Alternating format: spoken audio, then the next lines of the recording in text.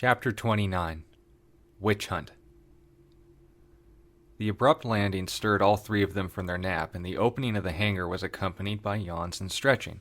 Gideon was already awake and made his way quickly out of the airship and down to the instructor's office. The others paid him no mind and made their way to bed. Havilah noticed they had new orders that specifically involved him and figured he'd be getting more details.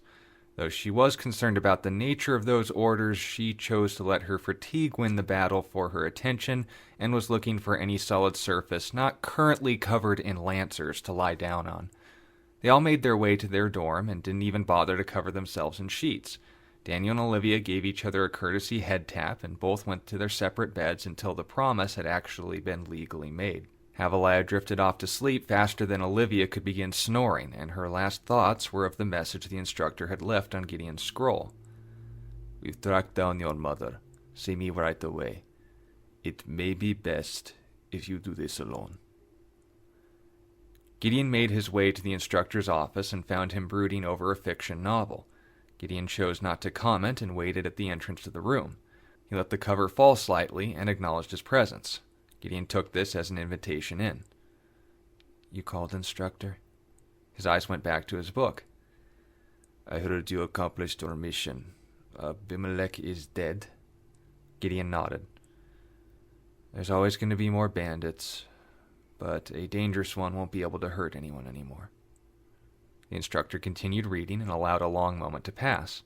He finally raised an eyebrow and placed the book down. "No further comment on the matter?" Gideon's eyes always remained straightforward, but still reacted slightly to that. "Sir?" The instructor stood up. "Since when did I tell you to call me that?" He was taken back by the question. "It's a gesture of respect. I'm here for orders." The instructor eyed him dangerously for a long time. "Gideon, you're getting into a habit of thinking yourself as a weapon. I'm not here to order you for their own sake.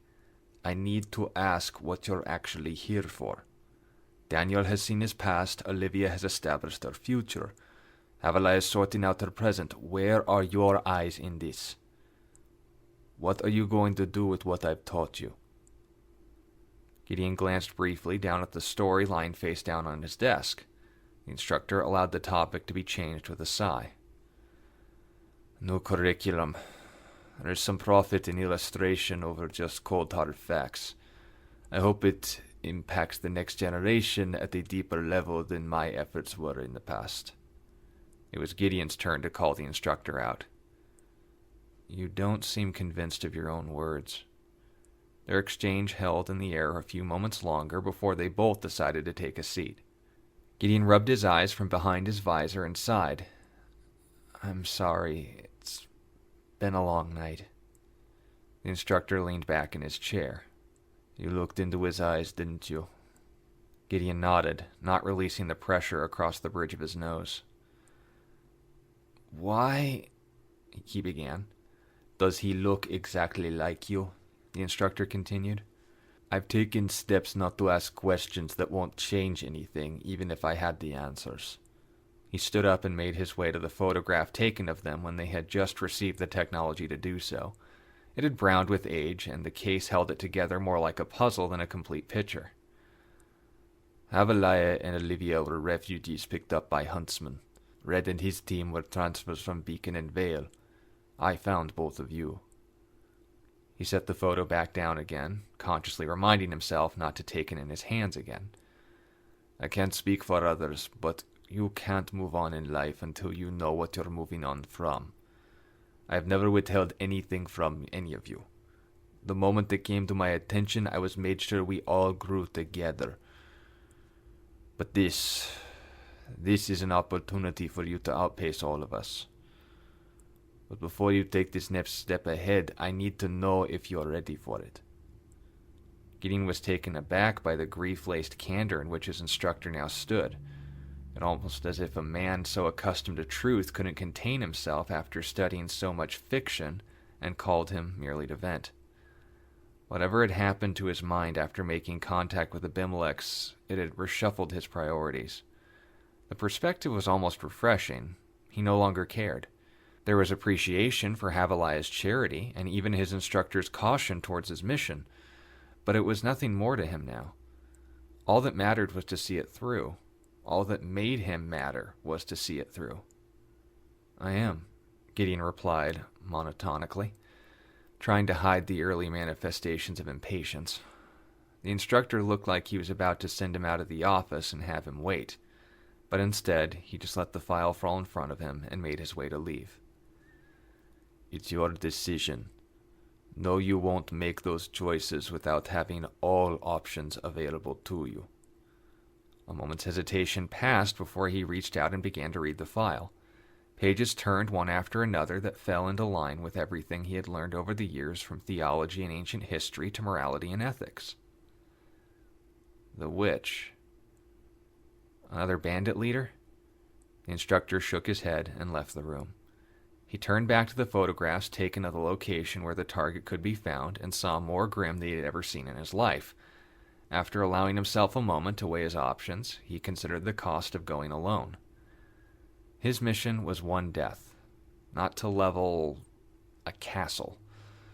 He instinctively pushed back the urge to listen and knew this wasn't the time to isolate.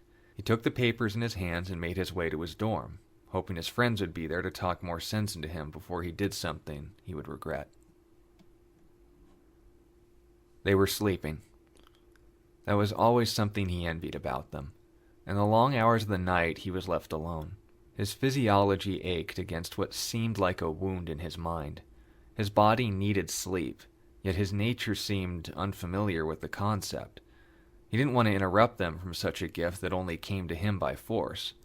He knew what it was like to be tired, and from that a curiosity that bordered on morbidity wondered what it was like to rest, where it would come from, and what would need to happen to achieve it. His mind went back to the instructor, and then he slapped himself. Why was he acting like that? What made him so mechanical? Before the matter could be dwelled upon, he realized the slap caused more sound than he intended. A noise stirred from nearby, and he worried he had woken them. When nothing changed in the room apart from Olivia's snoring, he let out a melancholic breath as he realized where it had come from. Bordering on the edge of audibility, a continual taunting manifested itself, once again calling for his attention.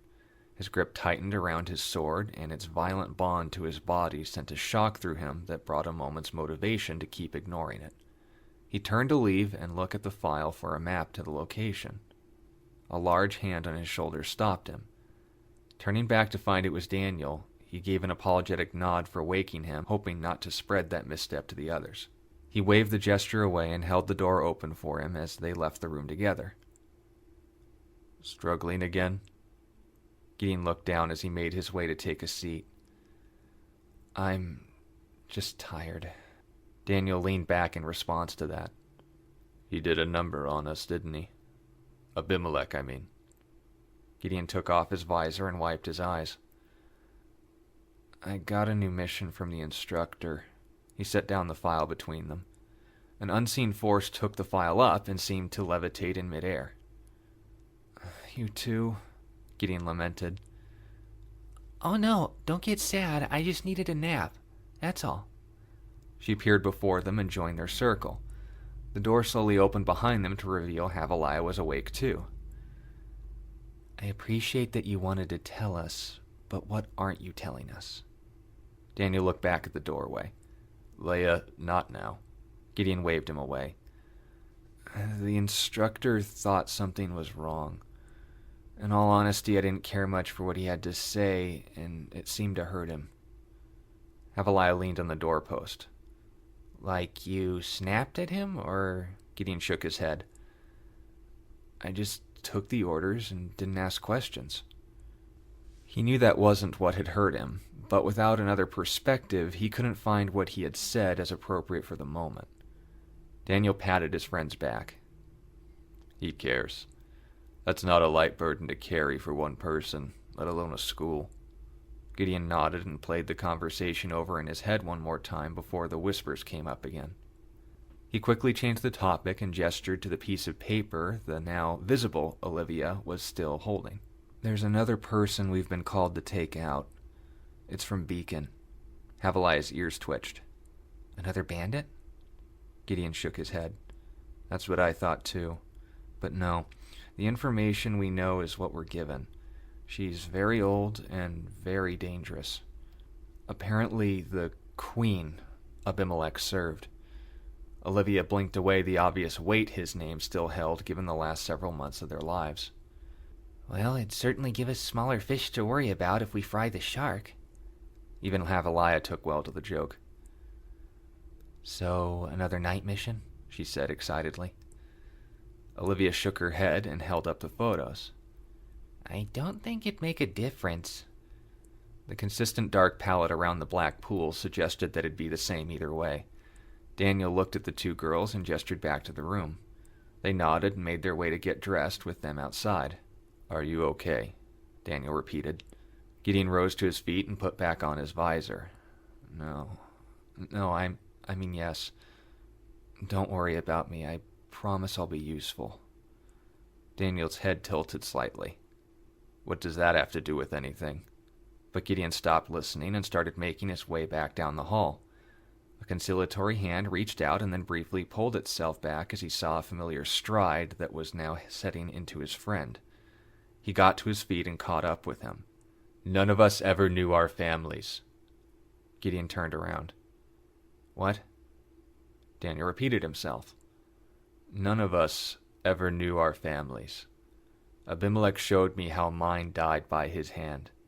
Olivia was abandoned, Havaliah too. We're familiar with weights we never asked for. Gideon took off his visor and made direct eye contact with Daniel. The shock of what he saw there stopped him mid-sentence. It wasn't grief or concern he saw there. It was conflict. A war flashed in an instant through Daniel's mind, and in a moment he felt a measure of the loss he knew from Abimelech all over again, from an observer's shame. He didn't lose his footing, but after Gideon put back on the visor, he turned away and continued his friend's sentiment. I understand what it's like to hurt. I don't know and couldn't know what yours are like. Gideon paused as if he was hesitating to continue. Daniel finished his own thought while Gideon still shared his soul from the exchange. And if you ever need me, I'll always be here. Gideon turned away at those words, and a chill passed through Daniel's spine as he shared the last moments of his semblance's effects. Doubt. He felt doubt. He had endured a lot over the last 24 hours and overcame even more. But what concerned him the most was whether this was from his own heart towards those words, or from him. Olivia and Havaliah both exited the room and saw the heaviness on both of them. Olivia made her way to Daniel's side, and Havaliah made a quick exchange at Daniel's face before moving after Gideon. He stopped her. Don't, Leia. I don't think there's anything more we can do. Havaliah scoffed. You mean we just give up on him? Daniel shook his head. I think he just needs time. Continuing his drills always helped Gideon get his mind off his struggles. The more time he thought, the less sense everything seemed to make. And when he didn't know what to do next, all he could do was fall back on what he was doing now. Dummies became familiar faces to him because, for the most part, they were the only thing he could look at without consequences. His timer beeped and he stopped to catch his breath. Allowing himself a moment to lean on the cold shoulder of a mannequin, he almost found it refreshing that he didn't lose anything from the interaction. And even better, nothing else was put into his mind. Flashes of Abimelech's personality echoed through his own, and he immediately reset his timer to let out more energy. It wasn't much of a distraction, but anything was better than entertaining whatever had gotten into his head after their exchange. Not 5 hours had passed, and the wound on his shoulder was still fresh. It was only after a glance in the mirror that he realized something was still there. Before he could examine further, the doors to the gym opened to reveal Havaliah in full combat gear. He only got a brief glance before recognizing who it was and instinctively shifted back into social mode. What is it, Hav? Before he could finish the question, a hard blow to his face sent him stumbling backwards. The contact was brief, but it was unmistakable the emotion that passed through him as quickly as it had entered. Anger. She didn't give him a moment to gather himself before grabbing his shirt and pulling his face to her own. He screwed his eyes shut and made sure there wasn't any skin contact before addressing her. Leia. She tactfully but deliberately flicked his forehead, and the anger passed through him again, along with something else. She let him go and allowed him a moment to gather himself. There. Now you know how we feel. Your turn. What's going on? He knew her well enough to know the look he was being given right now.